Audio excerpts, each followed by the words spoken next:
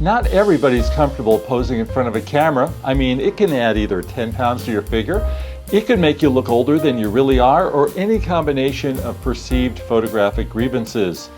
But I've got good news for you. There are many things that you can do to make yourself look better when the camera gets pulled out, and I'm going to show you 5 tips on just how to do that. Number 1, make sure the photographer is at least eye level with you. Shooting from below could give you a double chin.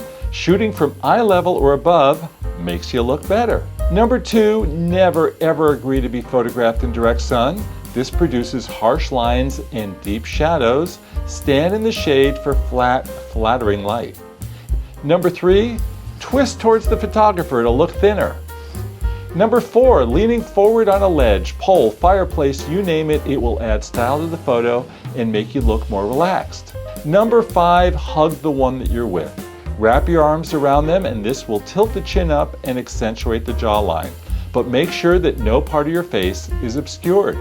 Hopefully these tips will help you look more relaxed and photogenic.